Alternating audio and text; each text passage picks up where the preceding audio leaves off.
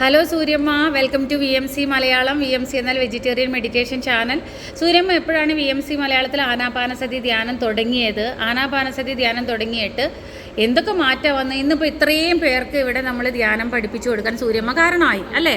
ഈ പ്രദേശത്തേക്ക് ഇത്രയും ആൾക്കാർ വന്നെങ്കിൽ അത് അനുഭവജ്ഞാനം മറ്റുള്ളവരിലേക്ക് എത്തിക്കണിച്ചിട്ടല്ലേ? അപ്പോൾ സൂര്യമ്മ അതിൽ വിജയിച്ചു. സൂര്യമ്മ പറയൂ, എന്തിനു വേണ്ടിയിട്ടാണ് ധ്യാനം തുടങ്ങിയത്? ഓക്കെ, ഉറക്കെ പറഞ്ഞോളൂ കേട്ടോ.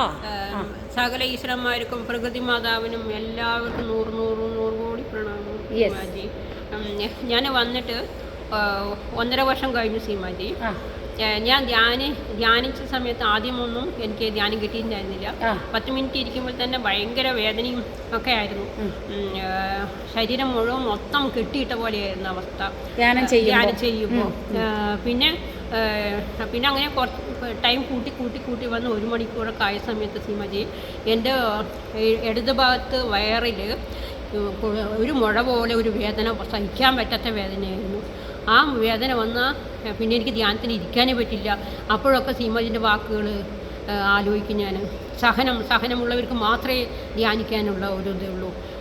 പക്ഷെ എന്നിട്ടും സഹിക്കാണ്ടിട്ടിട്ട് ഓടും വേദന. അങ്ങനെ ഒന്നായി വേർക്കാണ് വേദന. അപ്പൊ ധ്യാനം ചെയ്യുമ്പോൾ നമുക്ക് പ്രക്ഷാളനം സംഭവിക്കുമ്പോൾ പ്രോസസ്സ് നടക്കുമ്പോൾ പെയിൻ വരും. പക്ഷെ സഹനമുള്ളവർക്ക് ധ്യാനം സംഭവിക്കുള്ളൂ, നടക്കുള്ളൂ. ഞാൻ പറഞ്ഞത് ഓർത്തോണ്ട് ഓരോ വേദന വരുമ്പോഴും സീമാജിന്റെ വാക്കുകൾ ഓർക്കുമായിരുന്നു. അങ്ങനെ വേദന സഹിച്ച് പിന്നെ വേദന ഇല്ലാണ്ടായി. ഇപ്പോ ക്ലിയറായി. ഇപ്പൊ എത്ര നേരം വേണമെങ്കിലും ഇരിക്കുകയായിരുന്നു. പിന്നെ എൻ്റെ ജീവിതം പറയുകയാണെങ്കിൽ എനിക്ക് മക്കളെ കുട്ടികളെ ഭർത്താവൊന്നുമില്ല. പക്ഷെ അന്നൊക്കെ നിരാശപ്പെട്ട ജീവിതമായിരുന്നു സീമാജി. ആരുമില്ല ചിന്ത. എന്ന് സീമാജിനെ കണ്ട് സീമാജിന്റെ ധ്യാനം ഞാൻ പഠിച്ചോ, അതോടുകൂടിയിട്ട് ഇപ്പോ എനിക്ക് ഭയം ഇല്ലാതായി സീമാജി.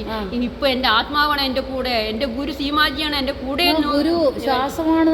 പക്ഷെ ആ ഒരു മനോധൈര്യം, ആ വാക്കുകളാണ്, അമൃതമൊഴിയാണ് സീമാജി. സത്യം പറഞ്ഞ ഈ ഒരു ധൈര്യം കിട്ടാനും എല്ലാറ്റിനും കാരണം സീമാജി നിങ്ങളുടെ വാക്കുകളാണ്. അത് എന്താ പറയുക, പ്രകൃതി മാതാവ് അയച്ച ഒരു മകളാണ് സീമാജി. സത്യം പറഞ്ഞത് കാരണം അപ്പോൾ എൻ്റെ മനസ്സിലും ധ്യാനം എനിക്ക് മനസ്സിൽ സന്തോഷവും എല്ലാം കിട്ടിയപ്പോൾ ഞാൻ അമ്പലത്തിൽ അവിടെ വന്ന് അമ്മയോട് എന്നും പറയും, ഞാൻ മാത്രം ചെയ്താൽ പോരാ, ഈ ധ്യാനം എല്ലാ മക്കൾക്കും, ഈ പ്രദേശത്തിലെ എല്ലാ മക്കൾക്കും കിട്ടണം ഈ ധ്യാനം. അത് പറഞ്ഞ് എന്നും അമ്മയോട് യാചിക്കും, അമ്മയെ അവർക്കും കൂടി ഇതാവട്ടെ. അങ്ങനെയാണ് സീമാജി നിങ്ങളെ ഞാൻ ഇങ്ങോട്ട് വരുത്തി നിങ്ങൾ എല്ലാവർക്കും പറഞ്ഞു കൊടുക്കും. വിത്ത് പതയ്ക്കുന്ന സീമാജി, ആ വിത്ത് എന്താ പറയുക, പക്ഷികൾ കൊത്തിക്കുന്നത് എന്താ പറയുക, ആ പടുവൃക്ഷമാക്കേണ്ടത് അവരുടെ കടമയാണ്. മാത്രം സീമാജിക്ക് പണിയുള്ളൂ. പക്ഷെ അവര് സംരക്ഷിക്കുന്നത് അവരാണ്. അവർക്ക് രക്ഷമാണെങ്കിൽ അവർ സ്വീകരിക്കട്ടെ സീമാജി. ഞാൻ അത് മാത്രമേ ആവശ്യപ്പെട്ടുള്ളൂ. പക്ഷെ ആഗ്രഹം അമ്മ സഹായിച്ചു തന്നു. ആ അമ്മയോടും എല്ലാ പ്രകൃതി മാതും നന്ദി സീമാജി. അമ്മയില് സൂര്യമ്മയിൽ അത്രയും തപന, അത്രയും ചിത്തശുദ്ധി, അത്രയും സങ്കല്പശുദ്ധി, അത്രയും സത്യസന്ധത, അത്രയും ഡെഡിക്കേഷനോട് കൂടിയിട്ട് ധ്യാനം ചെയ്യുകയും എന്നിലൂടെ പറയപ്പെട്ട ഓരോ വീഡിയോസും കേട്ട് ആചരിക്കുകയും ചെയ്തതിലൂടെയാണ് അമ്മയ്ക്ക് ഈ സത്യം മറ്റുള്ളവരിലേക്ക് എത്തിക്കണം തോന്നിയല്ലേ? അപ്പൊ അത് പ്രകൃതി മാതാവിന്റെ അനുഗ്രഹം അമ്മയോടൊപ്പം ഉള്ളതുകൊണ്ടല്ലേ സൂര്യമ്മ? അപ്പോ അമ്മയും പ്രകൃതി മാതാവിന്റെ പൊന്നു മോളല്ലേ? കാരണം ഇപ്പോ എന്റെ അനുഭവം, ഞാൻ എന്തെങ്കിലും ഒരു കാര്യം ചെയ്യാവുന്ന സമയത്ത് അത് ഇപ്പോൾ നമ്മൾക്കൊന്നും അറിയില്ല, നമ്മൾ സാധാരണ മനുഷ്യനെ എന്തെങ്കിലും അത് വേണ്ട, അത് പിന്നീട് അത് ഗുണമില്ല എന്ന് പ്രകൃതി മാതാവ് തടയും. അപ്പോൾ ഞാനാണ് നിരാശപ്പെട്ടു, അമ്മ എന്തിനാ എന്നെ തടഞ്ഞത് പണി. പിന്നെ നോക്കുമ്പോൾ അത് പിന്നീടായിരിക്കും അതിന് ഭവിഷ്യത്ത് എന്താണെന്ന് മനസ്സിലാവുക. അപ്പം ഞാൻ പ്രകൃതി മാതാവോട് നന്ദി പറയും, രക്ഷപ്പെടുത്തണേ, നമുക്കത് അറിയില്ലല്ലോ. അപ്പോൾ നമ്മൾ ചില സമയത്ത് നമ്മൾ ചെയ്യാൻ ഇഷ്ടപ്പെടില്ല, പക്ഷെ നമ്മളെ കൊണ്ട് ചെയ്യിപ്പിക്കും സീമാജി. അതിന് ഗുണം പിന്നീടുണ്ട് താനും. കാരണം അപ്പൊ അമ്മയുടെ അനുഗ്രഹം നോക്കി സീമാജി. ഞാൻ സത്യമാർഗത്തിലുള്ളതുകൊണ്ടാണ് അമ്മ ഇന്റർഫിയർ ആവുന്നത്. അമ്മ നമ്മുടെ ജീവിതത്തിൽ ഇന്റർഫിയർ ആവുന്നത് നമ്മൾ സത്യമാർഗത്തിലുള്ളതുകൊണ്ടാണ്, അല്ലെങ്കിൽ ഇന്റർഫിയർ ആവില്ല സീമാജി. പക്ഷേ ചെറിയ കുട്ടിയാകുമ്പോൾ തന്നെ സീമാജി, എൻ്റെ ചെറുപ്പത്തിൽ ഞാൻ ആദ്യം അമൃതാനന്ദമയിൻ്റെ അവിടെ പോയപ്പോൾ ഒരു സ്വപ്നമല്ല സീമാജി. ഞാൻ അന്ന് ധ്യാനം രൂപധ്യാനമാണ്. അന്ന് ഒരു സൗണ്ട് കേട്ട് അന്ന് എനിക്ക് ഒന്നും പിടുത്തം കിട്ടിയിട്ടില്ല.